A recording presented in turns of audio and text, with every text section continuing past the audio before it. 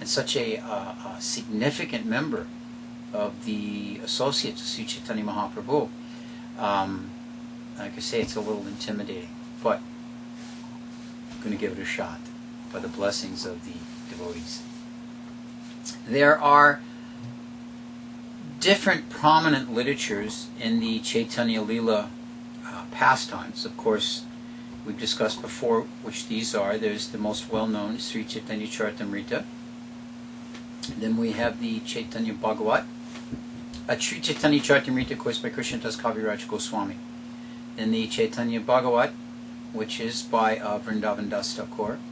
Chaitanya Mangala by Lochan Das Thakur. Murari Gupta, the physician and close associate of Mahaprabhu in Navadvip, wrote a book called the Chaitanya Charita. Then the second wave of devotees, we have the Bhakti Ratnakar, which is written by Narahari Sakar. And then we have the Gaura Gonadesha Dipika, written by Kavi Karnapur. Gaura Gonadesha Dipika is a very, very, what I consider, essential book in the pastimes of the Lord, because Kavi Karnapur, who's the son of, his original name was Puri, the son of Shivananda Sain, he, on the strength of indications from his father and personal realizations and revelations to him, gives the identity of who each of the personalities in Chaitanya Lila were during their Krishna Lila. So very, very interesting. Could we pause for just 10 seconds? Sure, we're going to take a quick pause here for a slight technicality. Just one moment. What's up? I have to adjust something with the audio. Really quick. Oh, okay. No problem. And we're This back. went off. Yeah. Oh, there we go. And we're back. All right, we're back.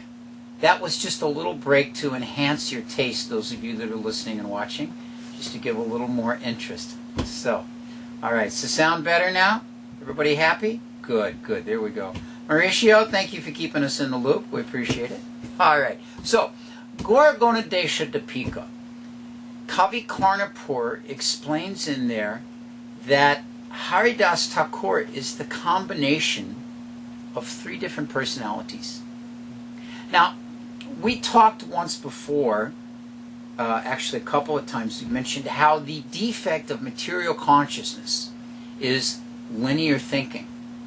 The defect of material consciousness is that we start at a point and we very systematically progress to a secondary point. And everything moves forward in that direction. The interesting thing about the spiritual energy is it's not bound by the same type of conditioning and conditions that the material energy is. So the fact is it's not bound at all. So it's multi-dimensional, multi-directional, multi-layered. You know, it's very, very interesting. So we have situations in the different pastimes of the Lord where one or two of the different individuals can actually manifest into the same form for a particular pastime. So in Gaura Gonadesha Dipika, Kavi Karnapur mentions that there, first of all, Brahma. This is a pastime we will speak about that we're all very familiar with. Lord Brahma, Sri Prahlad, and a young Brahmin boy who was the son of Rishika Muni have all three combined to be the personality of Haridasa Thakura. Now, the shortest of these, of course, well, Sri Prahlad, we all know the story of Prahlad, and Prahlad's immense ability to preach to his classmates, and his immense ability to bring completely unlikely personalities to the process of devotional service, all by the strength of his faith in the Holy Name. Such an easy understanding how he became Haridasa Thakura. Then we have this young boy, Rishika Muni's son. Rishika Muni was a very devoted Brahmin in a different yuga, assisting his father in the worship of the Lord. Very, very systematically working and serving the Lord.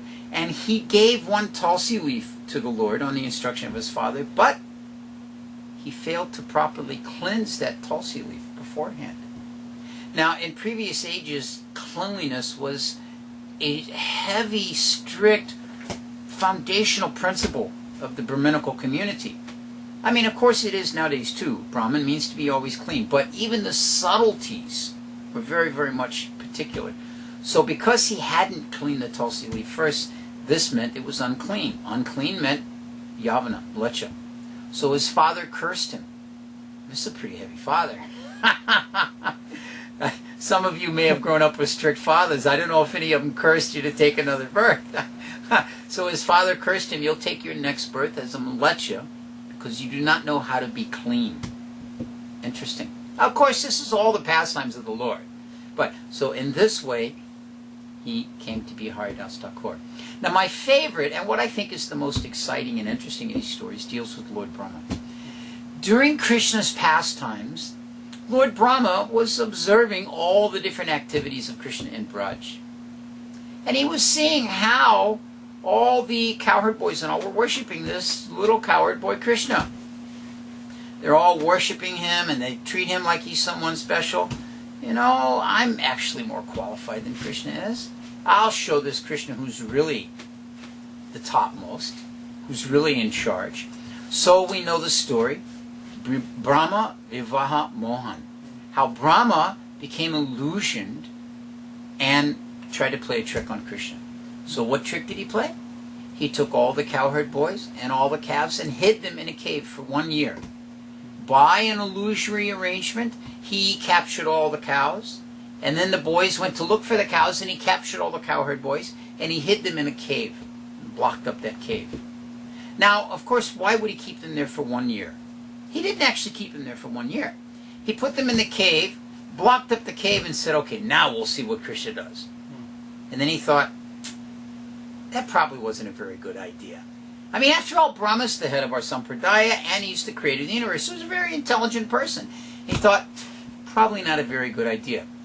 But just as we were talking about how things are not necessarily lunar outside of our own experience, Brahma's time frame is completely different than ours. Brahma's second is like 1 year to us.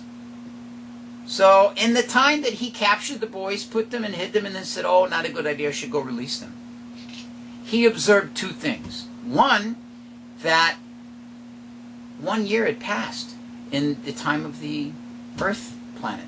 And when he brought all the cowherd boys and all back, he saw that Krishna's in Vrindavan still enjoying with all the cowherd boys and all the cows.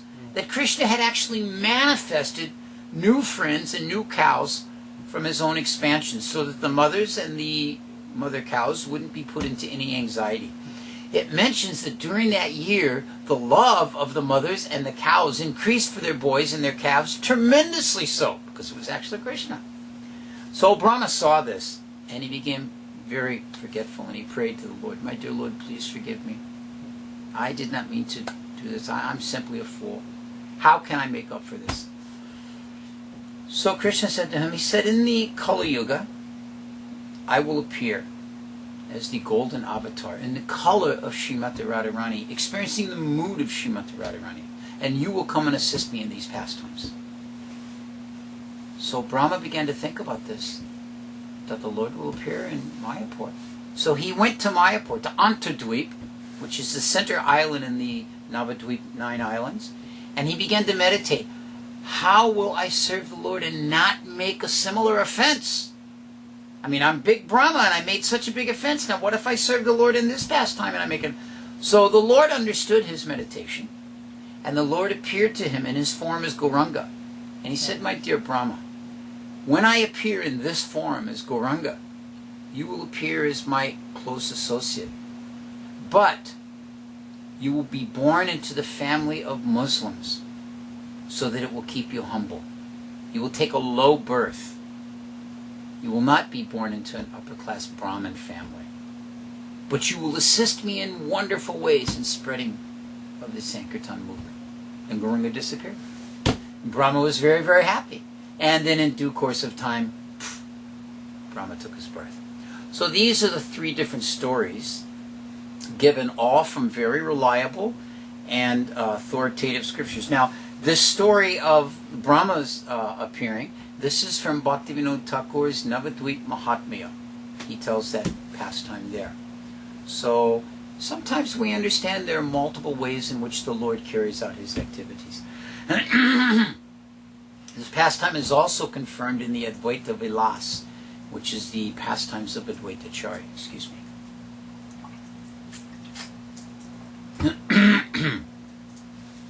So, now, there's another very important point here that Srila Prabhupada speaks about, and is mentioned in addition in the Chaitanya Bhagavat, that a devotee of the Lord is not bound by the external appearance of a physical body. This was the principle that Lord Chaitanya taught of taking the holy name to anyone. Nityananda was particularly good at this, giving the holy name to people of so many different classes and subcastes and so on and so on. So Haridasa Thakura, the topmost of devotees, appeared in the lowest of families, so to speak. But this is to show that the nature of the devotee's material circumstance did not impact his spiritual advancement. Excuse me. So Haridasa Thakura was born in a village of Jaisalmer. And this is in West Bengal. In East Bengal, in what we now call Bangladesh. And when he was born into a Brahmin family, actually, but his parents both died at a very, very young age, and he was adopted. And he was adopted by a Muslim family. And this Muslim family, his name was Habibullah Khan. Habibullah Khan was like the local magistrate, so to speak. So he and his wife adopted this Haridas.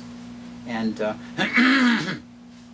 he was brought up very, very nicely in the Muslim tradition. All the different types of principles, and a rather comfortable lifestyle. The father was a magistrate and a local landowner and like that. And so in this way, Advaita Vilas mentions that he did not have any interest in this type of family life, in this type of pleasure. He was really just interested in the holy name. Even from a young age, he had an interest in the holy name. So it mentions that when he was 18 years old, he left home. Now, it's important to point out here, because you've heard me mention a few times previously about the different age comparisons, Now, Haridas took his birth 35 years before Sri Chaitanya Mahaprabhu made his appearance. Now, Nityananda was 12 years older than Sri Chaitanya Mahaprabhu. So this means, therefore, that he was 23 years before Nityananda that Haridas took his birth. Now, we know at that time Advaita Charya was present, because Advaita Charya was much older also. He was even a little bit older than Jagannath Mishra, who was Sri Chaitanya Mahaprabhu's father. So, during this time, when Mahaprabhu was in his youthful pastimes in Navadvip, say from about 10 years old to 15 years old, we'll see later in the story, at this point, Haridas comes onto the scene. And so by this time, Haridas is about 50 years old when he first meets Mahaprabhu. So quite elderly. This also gives clarity and validity to the fact that he died so much earlier than any of the other associates, that he left this world, we should say. So just a little bit of a background, item there to kind of, bring that out. So when Haridas was living in the village with Halibullah Khan, as I say, he was not interested in any of the wealth or any of the family activities. He was very renounced, quite self-controlled. And he left home at the age of 18 to go and live in the jungle. And when he went to the jungle, he went out, I think,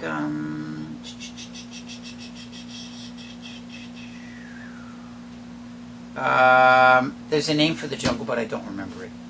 When he went into the jungle, he established one hut for himself, a little place to live, and he planted a Tulsi plant. And every day he would water, he would get up in the morning, take his bath, then he would offer his obeisances to the Tulsi plant. He would water the Tulsi plant, he would circumambulate the Tulsi plant, and then he would chant 300,000 names of the Lord a day.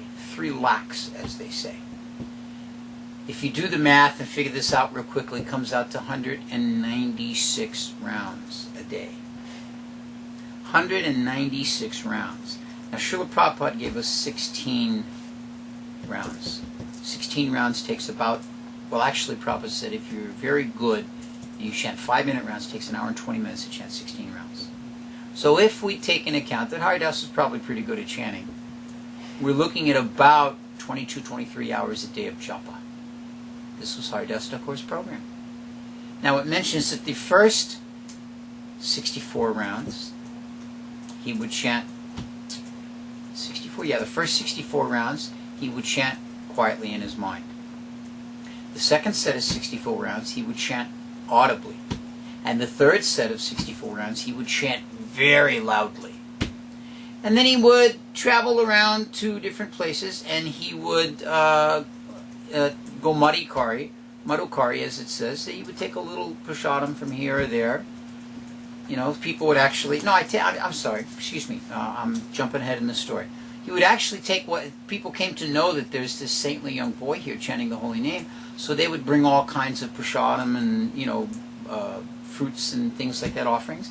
And he would take a little something, and then he would throw the rest out to the children. He would throw all the fruits and bananas and, you know, coconuts and things like that to the children for them to take home with them as prasad. So in this way, he became very, very much respected. He was of spotless character, exceptional in his behavior, and strict as the lines in a rock in his sadhana. So during this time, in this area where he was, there was one atheist, how shall we say, Vaisnava hater. And his name was Ramchandra Khan. Ramchandra Khan was a big landowner, and of course a Muslim. Very, very big king, landowner, Muslim, very, very jealous and envious of the Vaishnavas, could not stand that they were getting any praise or satisfaction. So, what to speak of, here's Haridasa Thakura. And Haridasa Thakura is getting all kinds of glorification and praise and respect by all the local people. So Ramchandra Khan could not stand this. So he decided, I will defame this Haridasa. So he sent a notice out for all the prostitutes in the area to come. Now, some of you that may be new, I saw a couple of new names on the website, maybe going, oh, prostitutes. Yes, in the Vedic times there were prostitutes, because there was some men that could not properly control themselves. And so instead of polluting chaste women, there was a class of women that were in that business. They don't call it the oldest profession for nothing. So at any rate, he called all the prostitutes together. And then amongst all the beautiful, young, attractive, physically enticing prostitutes, he picked the most beautiful. Her name was Lakshahira. And Lakshahira was, how shall we say, her body was just suitable for the pastimes of being a prostitute. And she was very expert as well. So he told her, he said, here's what I want you to do.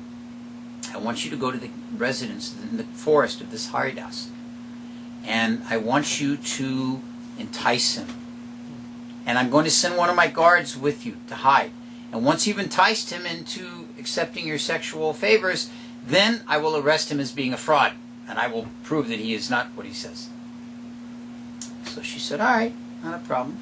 So Lakshahira, she made herself in the most attractive way, dressed in the most seductive manner, and wore her sari in the most unchaste of ways, and came upon the scene. And when she arrived at Haridasa's hut, what did she see? Oh, there's the Tulsi plant. Now, Lakshahira was actually raised as a Hindu. But as we've spoken before, many of the Hindus were implicated by circumstances of the government at that time to be engaged in the service of the Muslims. So she was actually raised as a proper Hindu girl, although she'd gone astray down this path of prostitution. So when she came into the area of Haridasa Thakura's bhajan kutir, she saw Tulsi plant. So what did she do? She bowed down, offered her obeisances to the Tulsi plant. So then she got up and she went to the doorway of Haridasa's hut, and she stood in the doorway in a very seductive way. Now this is just one little side point that I'll throw in here, something I always like to mention when the opportunity presents itself. You sometimes see in a uninformed way, ladies will carry on conversations with someone, and either another woman or a man that they're having some proper discussion with, in the doorway of a room, to and from somewhere. And actually, this is not proper to have a woman stand in a doorway, as is exemplified, because in her efforts to entice Haridasa, she stood in the doorway. And she leaned against the doorway and put one hand on the door frame opposite and brought one knee up and very seductively exposed part of her leg. And this way, she was an expert at these things. So she said, my Haridasa, you're such a handsome young man. Only 18 or 19 in the full vigor of your youth, your manhood. A woman such as I cannot help but desire to have union with you. I will not be satisfied until you give me the blessing of union. And if you do not give me, then I will kill myself. So in this way, she was enticing him. So Haridasa said, all right, I've just begun chanting my regular number of rounds. I have a certain vow of rounds that I've taken to chant this month, and I have to chant so many a day. So if you'll just sit down here, when I finish these rounds, then I will certainly satisfy your desire. So Haridasa continued to chant, and Lakshahira, she sat there and listened all throughout the night. She would doze a little bit, because after all, she wasn't a very advanced spiritualist. And she would doze, and then the morning came, and as we know from other indications, these types of activities take place in the dark, at the night. You don't see the prostitutes so much engaging in their trade during the daylight hours. At any rate, so the morning came, the sun rose, and Haridasa apologized. He said, I'm so sorry. I wasn't able to finish my rounds last night. So come again tonight and it will be all right. So then she came back again the second night. Haridasa, I'm here again. And Haridasa said, yes, just sit down. I'm just finishing my chanting, and then I will certainly satisfy your desire. So in this way again, she sat down, and while sitting there, he continued chanting very devotedly, very profoundly, with great enthusiasm, very audibly in this case, as we mentioned, because it's the end of the day, he's chanting loudly. And so and each day, keep in mind, each day when she came, what did she do? She offered obeisances to the Tulsi plant, and then went to approach Haridasa. So the third night she came, and she's sitting there, and Haridasa said, your arrival is just in time. I'm almost finished here. So just a little bit, sit down. And so he continued his chanting. And then finally, Lakshahira said, my dear Haridasa, I have a confession to make. Haridasa said, yes, what is the confession? I have been sent here by Ramchandra Khan to drag you down, to engage in illicit activity with you, so that his guard, who was waiting in the forest for my call, can come and then expose you as a cheater. I am the most sinful of persons for this activity. Will you please forgive me? And Haridasa Thakura said, I knew this. I knew this the first night you came. But I decided to instead purify you and give you the opportunity for devotional service and to give you the blessings of the Holy Name. So she bowed at Haridasa's feet and said, please give me instructions. What should I do? So Haridasa said, he said, you take all the riches and wealth, because the prostitute is very well paid. This is the life they lead. So you take all the riches and wealth and you distribute it to the Brahmins. All the proceeds from your sinful life you give to the Brahmins. This meant she had to give everything away, because that's all she had. Said, then you shave your head and you come back here. I will give you this hut. I am going away. I would have left already, but I stayed simply for your deliverance. And I am leaving this place. So in this way, the prostitute went back. She gave away all of her belongings. She shaved her head, put on white, and she came and sat in the hut of Haridasa Thakura and took up the practice of chanting 300,000 names of the Lord. She had become so purified of her sinful desires by dint of associating with the pure devotee as Haridasa, by the process of hearing the chanting 3 nights from Haridasa, and by the process of admitting to her sinful activities and giving them up, that she was able to chant in this way. Dressed in a single cloth, she lived in this hut, and the local residents soon came to bring her the offerings they brought to Haridasa, understanding her to be an advanced disciple. She worshipped the Tulsi every day. Actually, I should have brought it tonight, but anyway, I have some dust from this place where Haridasa Thakura converted the prostitute. I keep it in a little container at home. It's very nice. So in this way, she became celebrated as the most advanced Vaishnavi by the mercy of Haridasa Thakura. So this is an important principle, that the spiritual master is able to deliver even the most fallen of persons if they are sincere in their heart, if they are honest in their activities. So, Ramchandra Khan. What happened to Ramchandra Khan? So, it mentions that a Vaishnava never takes offense for any misdoing that's done against him. And this is true. He accepts whatever activities are performed as the results of his past activities. Whatever difficulties come upon me, this is what I deserve, and actually so much worse.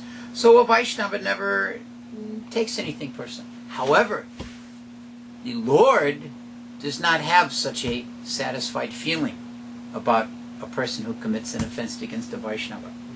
So it mentions that in this way, Ramchandra Khan had sown the seeds of his own destruction, and it was about to be his undoing.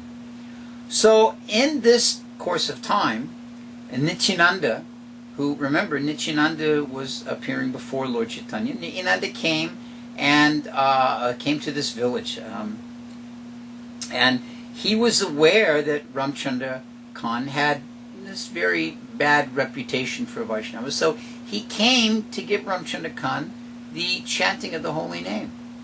So when they stopped in the village, he said, into Ramchandra Khan's province, he said, you know, we're just here as sadhus just passing through. We want to perform the Sankirtan, but we need a place to stay for the evening. Can you please give us some shelter? Ramchandra Khan said, none of you have any proper caste. You're not even fit to live in my milk shed. So, no, I have no place for you to stay. Very, very amazing. So, what it happens then is that Lord Nityananda gives him a curse. And Lord Nityananda curses him and says that this place is not even suitable to be inhabited by cow-killing meat-eaters. So, in this way, what happened was that eventually Ramchandra Khan, and remember, he's a magistrate, so he's collecting taxes on behalf of the bigger Shah. So the Shah's men came through, and they came to collect the taxes due. And what they did was on the Durga Mandap that he had, they sacrificed a cow, which is not to be done. They sacrificed a cow there. And as a result of that, they then stole all the wealth of Ramchandra Khan, and his entire caste was ruined, his wealth was all taken, and his home was stolen from him, and he was banished. So in this way, due to his offense against Haridasa Thakura, everything was ultimately taken from him in this way. So Chaitanya Charitamrita points out that any town or country in which a great soul is insulted, even if by only one of its inhabitants, is destroyed on the account of that offense. So the entire district that Ramchandra Khan had jurisdiction over was completely lost due to his offense against Haridasa Thakura. Now, when Haridasa Thakura was living in Jaisur, he left there after some time and went to a place called the Hooghly district. There's still the district there in Calcutta today. And he stayed in the village of Chandapur. And there were two very amazing personalities living in Chandapur at the time. And one of those personalities was Hiranya, and the other was Govardhan. Now, Govardhan and Hiranya were brothers. And Govardhan and Hiranya had a son. Well, Govardhan had his son, and the son's name was Raghunathas. And you may remember that the family priest was Balaram Acharya. So, Balaram Acharya used to hold these little satsangs, as we call them now. And he would arrange that the devotees would regularly have discussions on Bhagavat. And so one time he invited Haridasa Thakura. And so Haridasa Thakura came, and he was sitting there and listening, and the different discussions were going on. And in due course of time, the discussions circled around to the subject of the holy name. Now, the different Brahmins, the pundits there, one of them spoke up, and he said, the benefit of the holy name is that it will destroy the reactions to all of one's sinful activities. This is the conclusion. And another Brahmin said, no, you are incorrect. The benefit of the holy name is that it will give the result of all karmakanda activities. That all the sinful activities, that is one thing. But all of the results of one's karma will be eliminated. So in this way they were discussing different material aspects of the holy name. Finally, Haridasa Thakura said, excuse me. He said, factually speaking, the real benefit of the holy name is that one develops prema, love for the lotus feet of Sri Krishna. The secondary process is the removal of one's sinful reactions, and further sub-process to that is the removal of one's past karma. These are automatically taken into account by the development of prema. So in this way the debate started back and forth. Now, there was one very particular devotee there, and he was saying that this further benefit is that one will get liberation. Haridasa Thakura said that this liberation is also a minor issue in the understanding of a developing love for God. So the freedom of one's karma, the removal of sinful activities, the idea too that one will get liberation, these are all subcategories. They are not the main benefit. So upon hearing this, there was one Brahmin in the room, and his name was Gopal Chakravarti. And Gopal Chakravarti, he had some very strong things to say.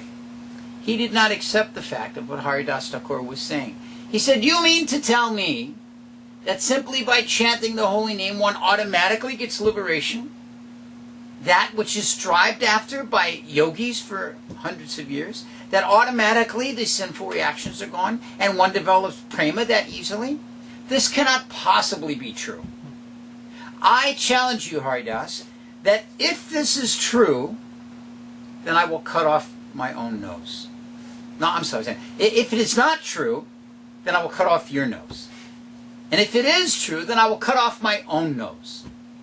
Well, you can imagine amongst a civilized assembly of brahmanas, such an outrageous statement by Gopal Chakravarti. Now, Gopal Chakravarti was engaged by Hiranya and Govardhan as a family minister of sorts. He did some services for them. He was part of their Brahminical staff. And when he made these comments, everyone just went into a big uproar and a hubbub, and oh no, this is how you said such an unfortunate, oh, this is so horrible. So Hiranya and Govardhan immediately dismissed him from their employment. And they apologized to Haridasa Thakura. No, it's not such an important thing, it's not such an issue. Now, interesting thing, Gopal Chakravarti, he had a very beautiful nose.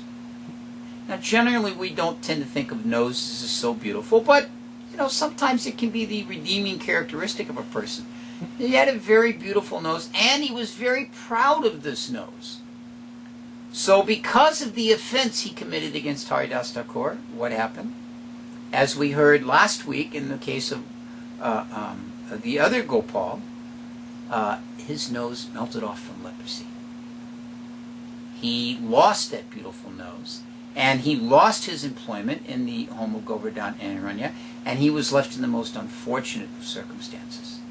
So here again, by causing offense to a Vaisnava, by speaking ill against a Vaisnava, by raising inappropriate challenges against a Vaisnava, most heinous misfortune will fall upon a person. So,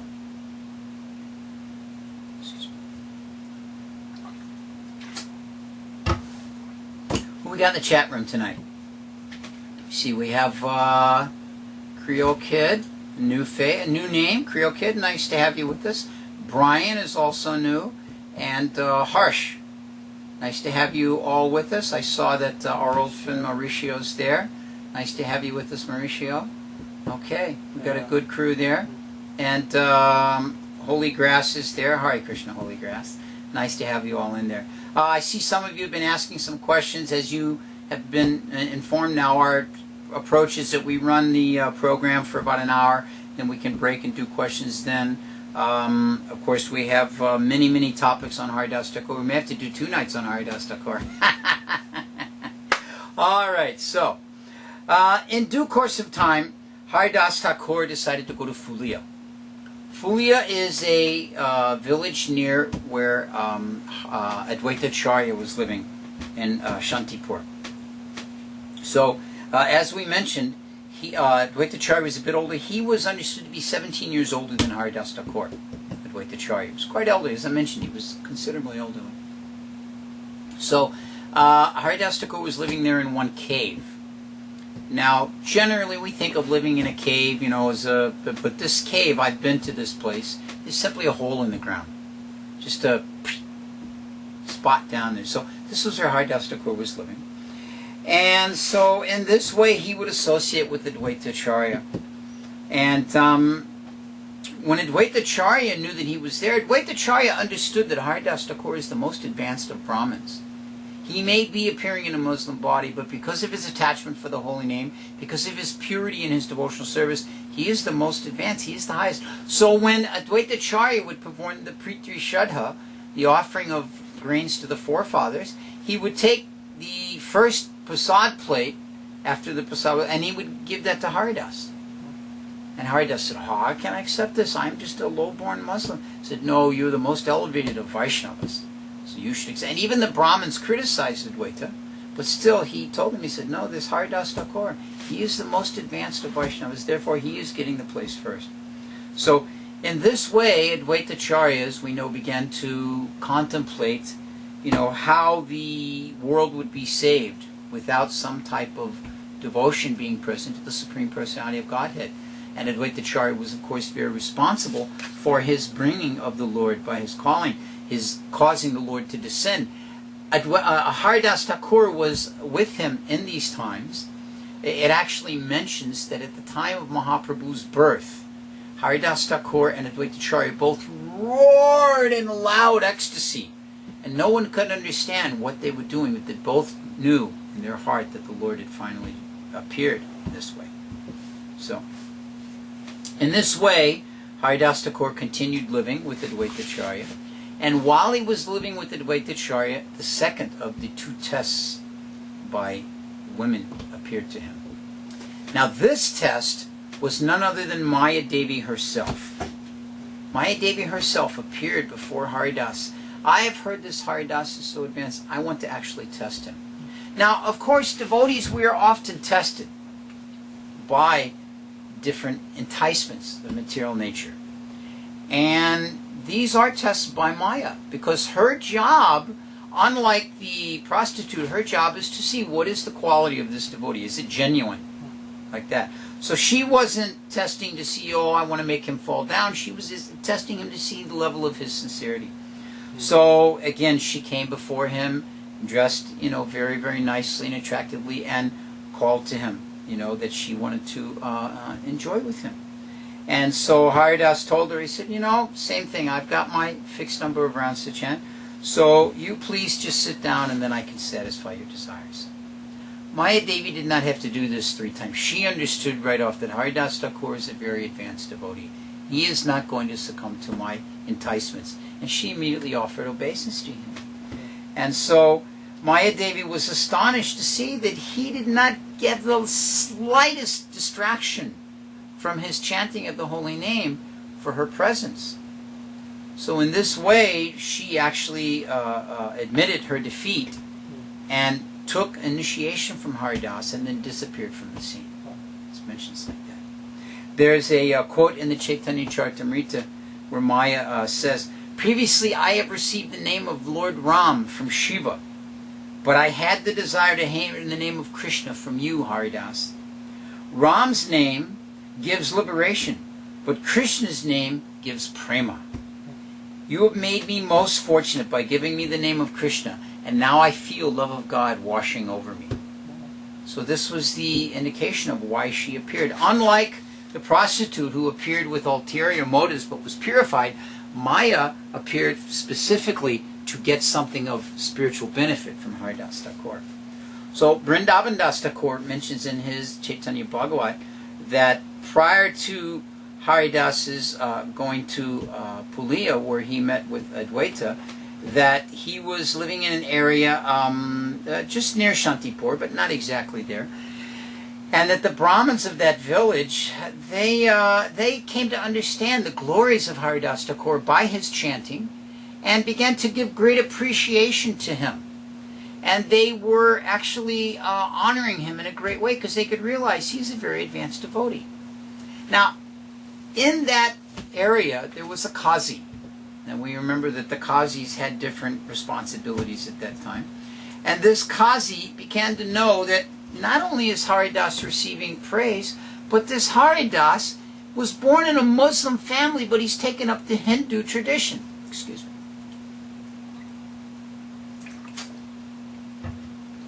So he said, how is it that this Muslim has taken this Hindu tradition and is beginning to follow it in this way? All right, he must be arrested. He is not following his own faith. So the Qazi arranged that he would be arrested and that he would be taken and put into jail. Now, of course, when the prisoners in jail came to know that Haridas was going to come, they thought, oh, great, a sadhu is coming into the jail. Please give us freedom. Please let us be released from here. This was their prayer. They were assuming that the purpose of a sadhu is to give me some freedom from my difficulties. I'll tell a little side story. Srila Prabhupada was traveling on the trains in India one time, and his servants would always try to protect Srila Prabhupada from any intrusion by people that were just going to waste Prabhupada's time. But as is the custom, if you can catch someone's eye, then the contact is made. So these two Indian gentlemen were walking by, and they were several times walking by, trying to catch Prabhupada's eye, and the two servants were trying to block and stand in the way, but they succeeded. Prabhupada caught their eye and nodded them in, and the servants said to let them come in. So they sat down. Prabhupada said, so, what may I do for you? They said, oh, we are looking for blessings, Swami. And then Prabhupada said something they were not accustomed to hearing. Prabhupada said, oh, what are those blessings? Oh, the sadhu. And they're thinking, well, sadhu must know what the blessings are. We'll just ask for them and he'll give them. But Prabhupada tricked him. He said, so what are those blessings? And then one man said, oh, blessings for the family. And the two servants kind of made a sour face, like, no, that's not the right thing. And then the men caught this, and they said, oh, and the other one said, well, and I have some difficulty with my knee. And the servants made an even bigger face, and they realized that, and blessings for humanity at large, for the people.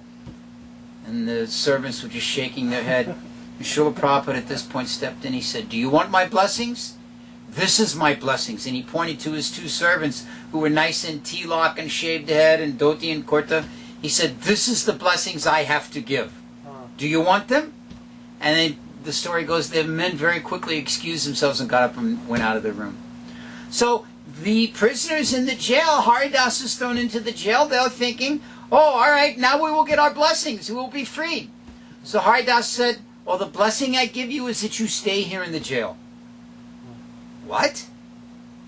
We are prisoned in the jail and we want to be released. And you are a sadhu and we ask for the blessings. And you say, oh, my blessing is that you get to stay in the jail.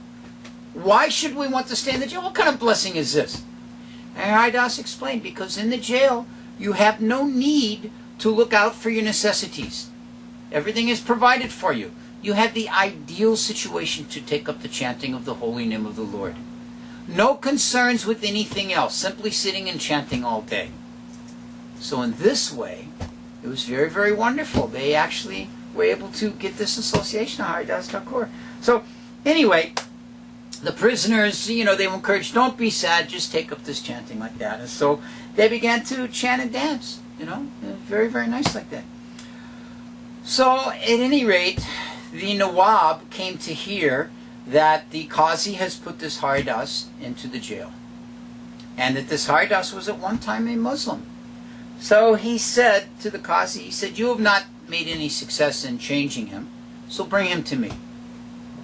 So the Nawab had the audience with Haridas, and he said to him, he said, my dear sir, he said, you were born in a Muslim family, but why are you taking up this practice of calling on the Hindu God's name? So Haridasa Thakura, he said, you know, he said, one worships in this way and that way. There is only one God. It is the same God. You may be born in a Hindu family or a Muslim family. These are the externals. Regardless, one should take up the name of God that is satisfying to him. So that name of God, the holy name of God, is Krishna. And the living being has no independence in deciding how to take up this name. So the Nawab became a little, unhappy with that. So he said to him, he said, this thing that you're saying, this is not proper for the Muslim tradition. This is not how you were raised. So Haridasa Thakura says, if you just chant the names of God that are found in your own religion and stop practicing, the Nawab said to him, you should chant the names of God that are found in your own religion and give up the chanting of the names of God from another's religion. He said, if you don't do as I'm telling you, you will face a very severe punishment. The Qazi has arrested you for this, and now you've been brought before me.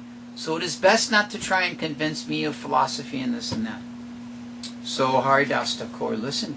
And Haridasa Thakura, it says in the Chaitanya Bhagavat, he gave this following verse. You may cut my body into pieces, and my life may even leave this body, but I will never abandon the holy name of Krishna, which my tongue will continue to always chant. So this type of dedication impressed the Nawab. The Nawab thought, this is a very advanced soul. So, but in the same way, he had a responsibility to satisfy his juniors, the Qazi who had brought him for punishment, because he was the deciding factor. So he said, he said to the Qazi, he said, I cannot break his resolve. What do you suggest should be his punishment? He turned to the Qazi. And the Qazi said, if we do not punish this man, then other Muslims will think that they can also give up this chanting. Give up our religious lifestyle, and that they will take up the way of the Hindus as well.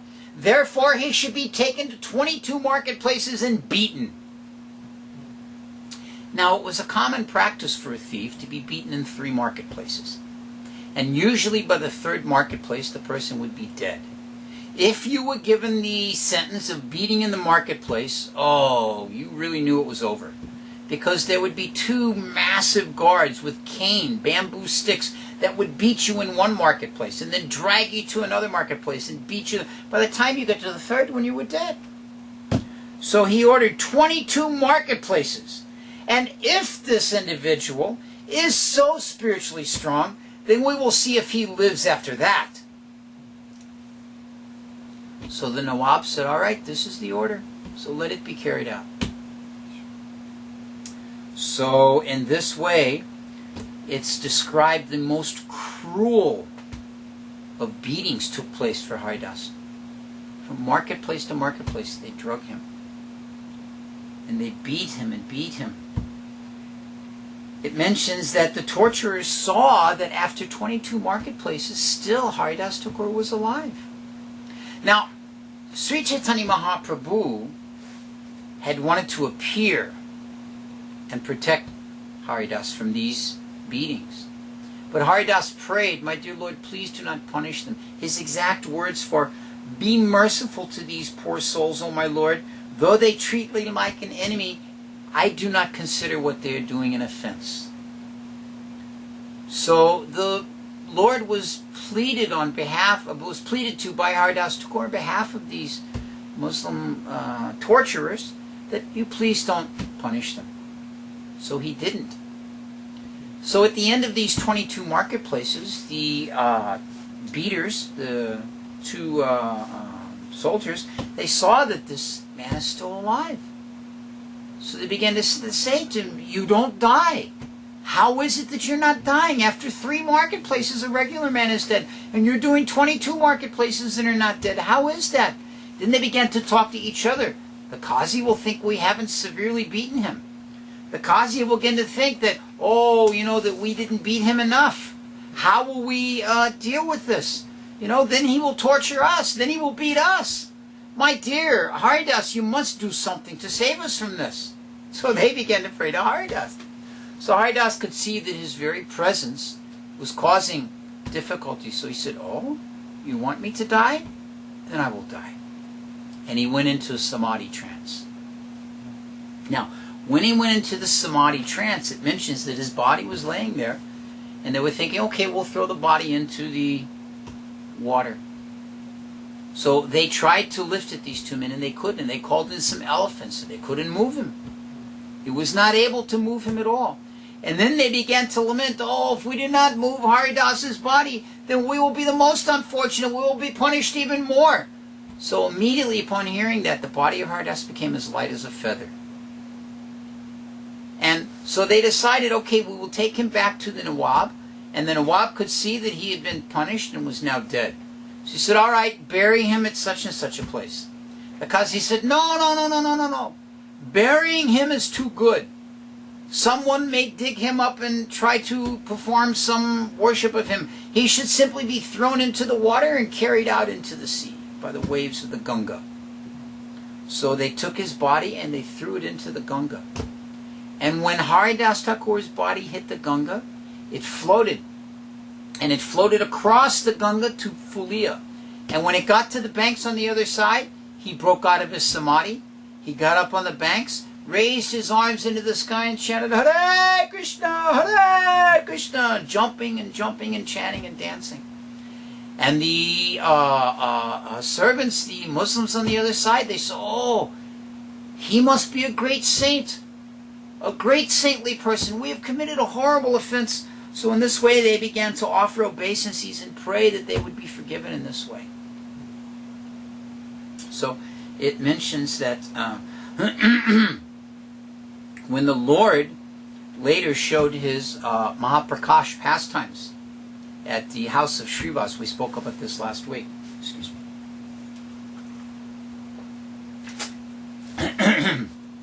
Excuse me. That when the Lord showed his Mahaprakash pastimes, he invited each of the devotees in and gave them the blessing of seeing him in a particular form. So what happened was he said, where's Haridas? He called for Haridas, and they said, oh, Haridas is outside. We'll bring him in. So they went out to get Haridas. Haridas, the Lord is calling for you. The Lord is calling for you. He said, oh, I cannot go before the Lord. I am the most fallen of personalities. I cannot come before him. He said, no, the Lord is calling for you. No, I cannot go. So they went and they said, Lord, Haridas will not come. No, you bring him in. So they brought Haridas in. And Lord Chaitanya said, my dear Haridas, do you remember when you were beaten in the 22 marketplaces? And I came with my Surushan ready to kill those offenders. But you prayed for me not to. So I didn't. But I covered your body and protected you so that you were not affected by the beatings. Just look and see. And the Lord turned and showed his back, and there were cane marks on his back where he'd been beaten on behalf of Haridas. So he said to Haridas, he said, my dear Haridas, you beg anything from me. You ask some boon, and I will give it to you. And Haridas said, my dear Lord, you are known as Bhakta Vatsal, the friend of the devotees. But I am not a devotee. How can I ask for a boon? You are known as Patita Pavana, deliverer of the most fallen. But how can I am more fallen than even that. How can I expect to be delivered by you? You are known as the savior of the humble devotee. But I am not humble. How can I ask a benediction of you? Lord said, no, Haridas, you must ask something. He said, my dear Lord, if I must ask something, let me ask to always remain humble in my service to you. So we see the amazing transformation that Haridasa Thakur has taken from being Lord Brahma, stealing the cows and calves due to his pride and arrogance, to considering himself to be the most unfortunate, the lowest. So there's another story that when Haridas was living in this cave in Fulia, that there was a poisonous snake that lived in this cave. I've heard this story before many times. And so the people that would come to hear from Haridas, the fumes from this poisonous snake, they were very difficult, and So they were thinking, we won't have to come, we won't come anymore. So Haridasa said, all right. He said, we'll have to try and make some arrangement for the snake to leave like that. So Haridasa said, tomorrow, if the snake has not left, then I will leave and find another place to live. So in this way, the super soul in the heart of the snake arranged for the snake to leave, and Haridasa was able to stay in his place like that. So this is just another example of Krishna protecting him. So one day, there was a snake charmer. We're speaking about snakes. And this snake charmer came to perform his instrumental playing near Haridasa Thakura, because in the snake charmer's mind, he was taming the snake of Kaliya. He was a devotee, the snake charmer. And so he came to enact the pastime of trying to tame the Kaliya serpent. And so Haridasa was there, and hearing this, Haridasa began to swoon in ecstasy about the pastime of Kaliya. And he rolled on the ground in an ecstatic mood of remembering this pastime. And the devotees would all come forward and take the dust from Haridasa's feet.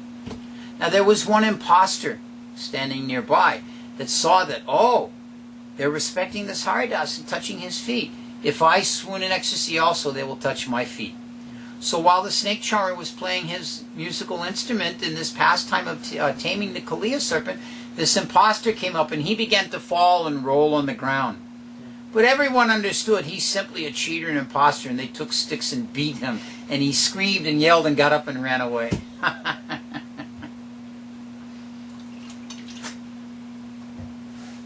So as I mentioned that the chanting of Haridasa Thakura, we're already at 9 o'clock here. Let's see. Let's stop here for a second. Address a couple of the questions that I see popping around on the chat room here, and then we can finish up with a bit more about Haridasa. Let's go back up here. Who's got... The very first question was, how did Haridasa Thakura know about the holy name before Lord Chaitanya? Mauricio's asking, how did Haridasa Thakura know about the holy name? Well, keep in mind, the holy name did not just originate with Sri Chaitanya Mahaprabhu. The holy name of Krishna is eternally present. And the holy name of Krishna was always taken up by saints throughout the years, by sadhus and devotees always engaged in chanting the holy name of the Lord. It's just that when Mahaprabhu came, the Renaissance age, if you will, of the chanting of the holy name began to take. And to set that stage, Mahaprabhu sent his associates ahead of time to be able to help bring that about. What's our next question there? There. This is our friend Harsh, and he wants to know why Krishna loves the peacock feather and Tulsi so much. Well, you know, Tulsi is a pure devotee, and her entire life, if you look up on the internet, you can Google that and find the life story of Tulsi. As a matter of fact, Krishna.com has a very, very wonderful book and CD telling the story of Tulsi. And Tulsi is such a pure devotee who gave her life as a gopi in order to take this form as a plant that would always be used at Krishna's feet. This was her offering to Krishna, and Krishna was so pleased by that, he never accepts a single offering that does not have a Tulsi leaf on it. At least in meditation, one must put the Tulsi leaf there. So this is why Krishna likes Tulsi so much, because she completely gave of herself. And as far as the peacock feather is always decorating Krishna's head. It is just one of the forest ornaments that Krishna finds. The stories of Krishna and the cowherd boys are always described as Krishna having a peacock feather. Actually, many of the cowherd boys wear peacock feathers too. But Krishna always wears a peacock feather. What was it Prabhupada said when he was asked if this deity or that deity can wear a? Prabhupada said, anyone can wear the peacock feather. Krishna must wear the peacock feather. Beyond that, Harsh, I don't know an exact reason. So, where's our next question here? I've been reading ISKCON books nowadays, but I don't come upon the glories of Mirabai, great devotee of Lord Krishna. Is there a reason? Yes, Harsh, the reason is that Mirabai is from a different sampradaya. Each of the teachings of the Lord come in a particular line. 4 main sampradayas, which are authorized by the Lord himself. And these sampradayas have their individual saints and their individual teachers, and then these individuals pass on the story according to that line of teachings. And Mirabai is not a saintly person that comes from our particular teachings. This doesn't mean that we don't have respect for her or that we don't acknowledge her presence, but she is not part of the line that we follow. That's why you don't find her name mentioned in any of our books. What's the next question? That was it. That was it? Okay, good. All right.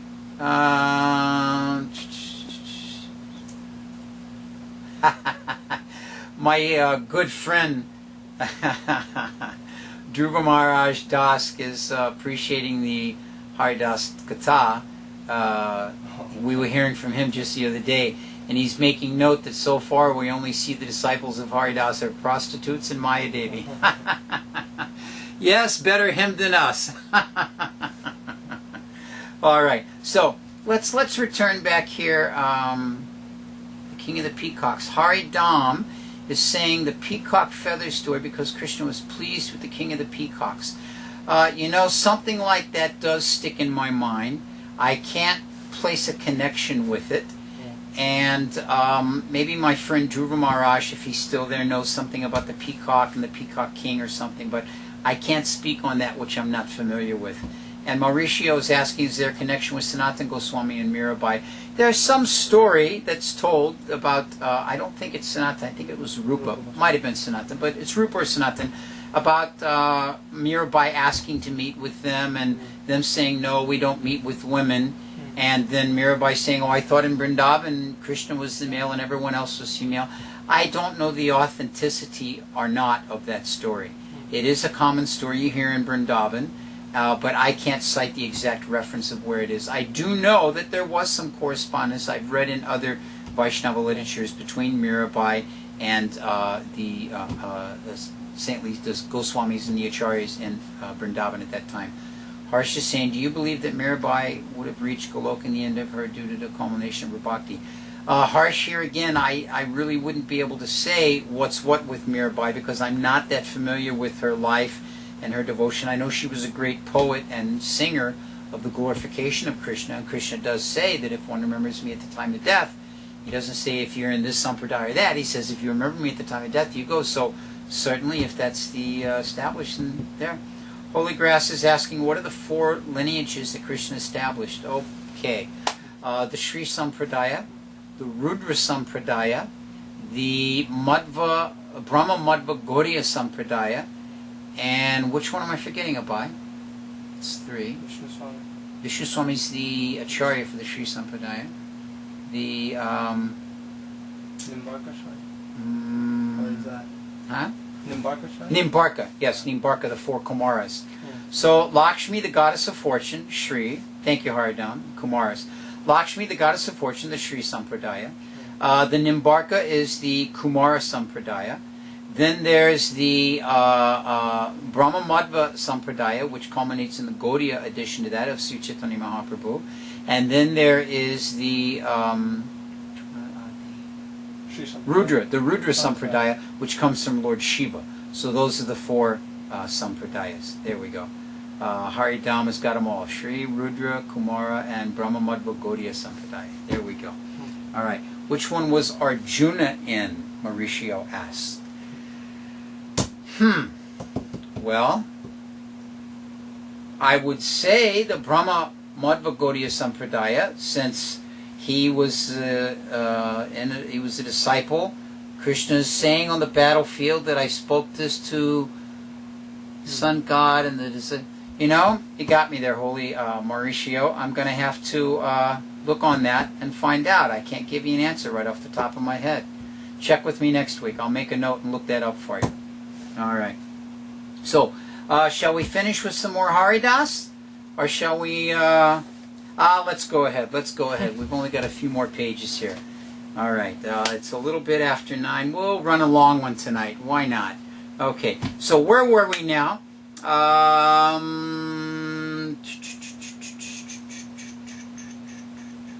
Oh, so Haridas comes to Navadvip. So after these different activities and different exchanges, we find that Haridasa Thakur decided to come and reside in Navadvip. He's staying near there with Advaitacharya.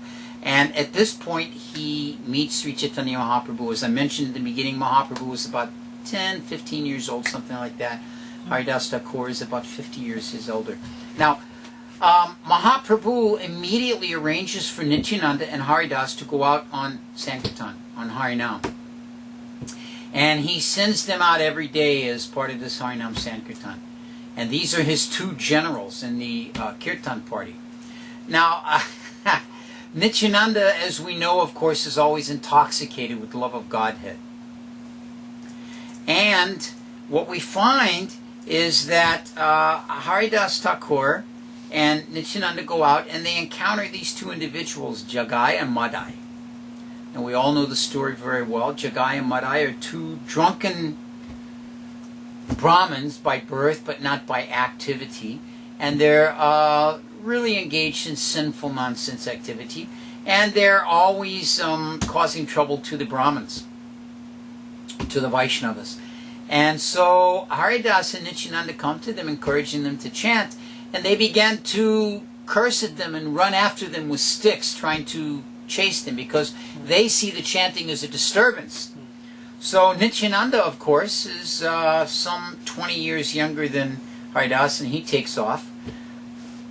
Haridas is 50-something years old, 58 or so, and he's trying to run away from these, so he barely gets away. So when he gets back, he complains to Advaitacharya. He says, I'm not going out with this Nityananda anymore. There's Nityananda, who's drunk on love of Godhead, and Jagai and Madhai, who are drunk on wine. I'm the only sane man in the group. And they're all just engaged in this craziness. And so Haridas, he's an older man. He doesn't want to go out into these crazy situations. So Advaita and Haridas have a laugh about this. And so, of course, we know eventually the two brothers, Jagai and Madhai, the very long story of how they're delivered.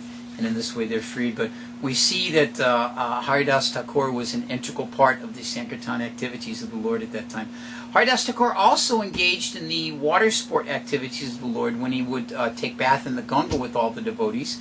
It mentions that they would get into the water and splash and play and joke with each other like this. Actually, one day the Lord went into an ecstatic trance while he was in the Ganga, and Nityananda and Haridas had to drag him out from the water before he would drown in that way. So there was one time, very, very interesting time, where Sri Chaitanya Mahaprabhu orchestrated a play amongst all the devotees. And it was a play about Vrindavan. And Haridas took the part of the town constable. And he came onto the scene dressed up as a policeman. This is described in the Chaitanya Bhagavat. And he was carrying a stick in his hand. And other actors in the play was Mahaprabhu was taking the part of Adyashakti, and Nityananda took the part of an old cowherd woman.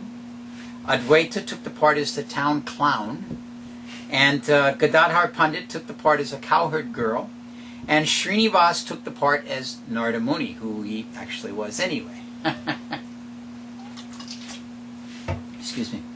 So Haridas's duty in the play was to go around and wake everyone up in the morning for their daily service to Krishna. So he would go around with the stick and tapping it on all the devotees, yelling, "Wake up! Wake up! Wake up!"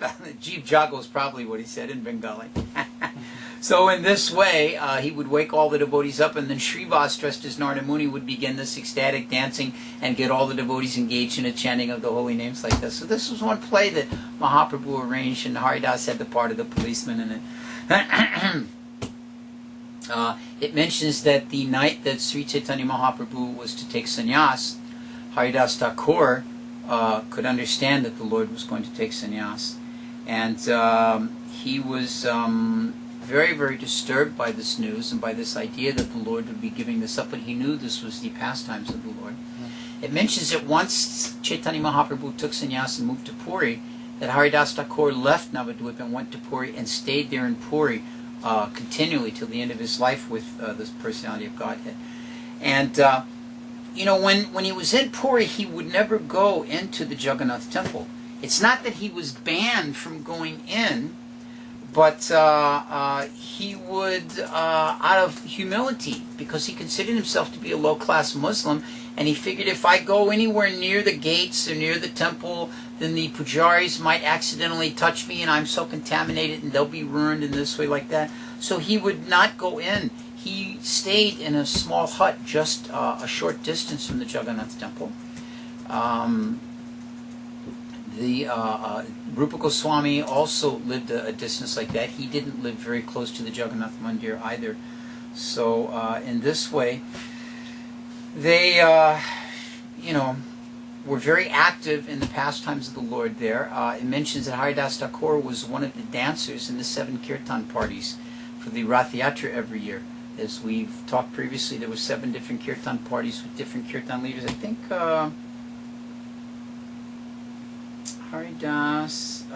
Haridas was in Mukunda's kirtan party. Yes, Mukunda's kirtan party. He was in the kirtan party that Mukunda would lead, and Haridas was one of the dancers like that. So there's not much left to talk about except the passing of Haridas, which is very, very amazing story. Because it mentions that as Haridasa Thakura was getting quite elderly, he, let's say if he was 50 years old when he met Mahaprabhu, and Mahaprabhu was, say, 15. So Mahaprabhu lived to 48. So 48, 15, that's 33. So he was in his later years. He was in maybe his 80s, we can assume. So at this time, he was understanding the Lord's going to wrap up his pastimes, but he did not want to see that.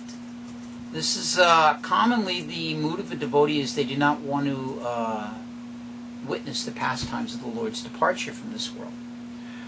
So Haridasa Thakura had no desire for that. And it mentions that as he was getting elderly, his activities also, as with old age, the activities began to diminish. So Mahaprabhu came to see him one day, and he could tell he wasn't feeling so well and wasn't right. He said, Haridas, he said, what is the matter with you? You have some disease? And Haridasa Thakura, he mentioned, he said, the only disease I have is that I have not been able to finish my rounds. And Mahaprabhu said, Haridas, you are so old now. You have completed all the necessities of your chanting. You can reduce the amount that you chant. It is not required for you to chant these 300, 196 rounds, whatever it was he was doing each day. You can reduce that. And Haridas did not want to reduce that. He did not want to give it up in any way. So, in this way, the Lord could detect. So, Sanatana Goswami was saying to Haridas, he mentioned actually Haridas and Sanatana were kind of exchanging a little glorification of each other, appreciation of each other. So Haridas began to recite the glories of Sanatana Goswami. And then it mentions that Sanatana returned that appreciation and spoke the following words about Haridasa Thakura. He said to him, he said, who else is there who is your equal, Haridas? You are the most fortunate amongst Mahaprabhu's entourage. The purpose of the Lord's incarnation is the preaching of the Holy Name. This personal work of the Lord has been done through you. Every single day you chant 3 lakhs of holy names and you glorify the holy name to everyone you meet. Some people act properly but do not deliver the message of Krishna consciousness. Others preach but do not have the proper behavior standards. You, my dear Haridas, both demonstrate ideal behavior and preaching. You are the guru of all and the perfected human being in this universe. So this is quoted from the Chaitanya Charitamrita. So, in this way, everyone appreciated the Lord. Everyone appreciated Haridasa Thakura. And when the Lord began to inquire from Haridas, coming a couple of days like this, and the Lord seeing that he wasn't there, he asked Haridas, what is it you desire? And Haridas told him, he said, my dear Lord, I know that you are about to end your pastimes on this world, and I do not want to see this. I desire that you let me leave this body before you leave this world. So in this way, a large kirtan party was started. And it mentions that Haridasa Thakura sat down in front of Sri Chaitanya Mahaprabhu and looked into the loving eyes of Sri Chaitanya Mahaprabhu and chanted Sri Krishna Chaitanya, Sri Krishna Chaitanya, Sri Krishna Chaitanya. And in this way, looking upon the face of Mahaprabhu and chanting the names of Mahaprabhu, he departed from this world. Such a wonderful way that a devotee would leave this world. So Sri Chaitanya Mahaprabhu then personally lifted the body of Haridasa Thakura in his own arms and carried him to the ocean and bathed his body, as is the tradition. Once the body is finished, then the body is bathed and then properly dressed.